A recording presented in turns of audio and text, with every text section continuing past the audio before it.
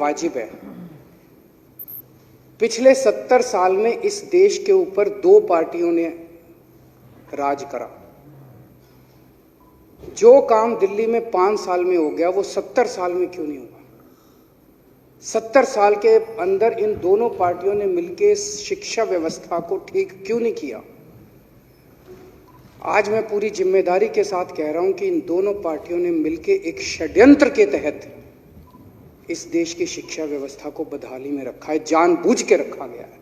इन्होंने जानबूझ के इस देश के लोगों को गरीब रखा और इस देश के बच्चों को अनपढ़ रखा, क्योंकि ये चाहते थे कि अगर ये बच्चे अनपढ़ रहेंगे तो ये बच्चे बेरोजगार रहेंगे, अगर ये बच्चे अनपढ़ रहेंगे तो ये बच्चे पिछड़े रहेंगे, अगर ये बच्चे अनपढ़ रहेंगे तो ये गरीब रहेंगे, ताकि अमीरों को अपनी फैक्ट्रियों के लिए और अपने घरों के लिए सस्ते में लेबर मिल सके, ताकि इन पॉलिटिकल पार्टियों को जब जब इनको पॉलिटिकल रैलियां करनी हो तो इनको भाड़े के अंदर लोग मिल सकें, ताकि इन पॉलिटिकल पार्टियों को सस्ते में अपने पॉलिटिकल कार्यकर्ता मिल सकें, जानबूझ के, ताकि इन पॉलिटिकल पार्टियों को अपना वोट बैंक मिल सके, इनसे प्रश्न पूछने वाला कोई ना हो, इनको अनपढ़ रखो, पूरे इस देश की जनता को अनपढ़ रखो, इनको गरीब रखो। जानबूझ के इस देश के लोगों को गरीब रखा गया, एक षड्यंत्र के तहत रखा गया, और ये पिछले 6 साल ने साबित कर दिया।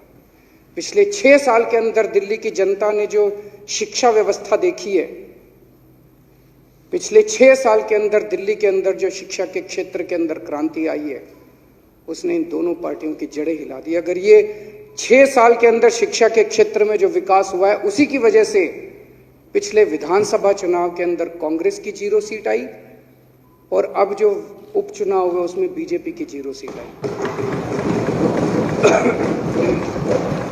अगर इस देश के लोगों को पढ़ा दिया तो पूरे देश के अंदर इन दोनों पार्टियों का यही हाल होगा। अगर लोग पढ़ गए, लोग अगर पढ़े लिखे हो गए, तो पूरे देश के अंदर ये बात फैलेगी। बहुत सक्सेसफुल रहा, और मैं समझता हूं कि दिल्ली के अंदर पिछले 1 साल में उस जॉब पोर्टल अकेले की वजह से लाखों बच्चों को नौकरियां मिली है। इस कोरोना काल के दौरान हमने दिल्ली के अंदर, अब ऐसी व्यवस्था दिल्ली के अंदर नहीं है। अब चाहे गरीब का बच्चा हो चाहे अमीर का बच्चा हो, हर बच्चे को अच्छी शिक्षा दे रहे हैं, अच्छी से अच्छी शिक्षा दे रहे हैं, और अब हर बच्चे को एक जैसे पढ़ने के अवसर मिल रहे हैं और पढ़ने के बाद उनको एक जैसे नौकरी के अवसर मिल रहे हैं। तो अगर आज बिजली जो है ये लग्जरी नहीं है, आज बिजली जो है वो नेसेसिटी है, वो ज़रूरत है, मूलभूत ज़रूरत है। तो उन राज्यों के अंदर एक गरीब आदमी जिएगा कैसे बिना बिजली के? तो हमने तय किया भाई 200 यूनिट बिजली एक आम आदमी को जीने के लिए ज़रूरी है। हमने 200 यूनिट बिजली तक माफ़ कर दिया। तो आज दिल्ली दुनिया का, देश का नहीं, दुनिया का अकेला राज्य है, दुनिया का अकेला शहर है जहां पे लोगों को 24 घंटे बिजली मिलती है, फ्री में बिजली मिलती है, गरीबों को भी मिलती है, अमीरों को भी मिलती है। उसी तरह से 5वां हमारा सिद्धांत है पानी। आजकल इन्होंने पानी इतना महंगा कर दिया, बताओ, कि पहले जमाने में कहते थे पानी पिलाने का पुण्य होता है, आजकल पानी पिलाने के लिए सरकारें पैसे लेती हैं कि पैसे दो, पानी नहीं तो पानी नहीं देंगे। अब जिसके पास, गरीब के पास पैसा नहीं है वो पानी नहीं पिएगा? पानी तो पिएगा। तुम नहीं दोगे तो चोरी करके पिएगा, फिर उसको पकड़ के जेल में डालोगे तुम, तो ये तो सही नहीं है। तो हमने प्रिंसिपल बनाया, हमारा 5वां प्रिंसिपल है कि पानी मिलना चाहिए, चाहे गरीब हो चाहे अमीर हो, 20,000 लीटर तक पानी। 5वां है रोजगार।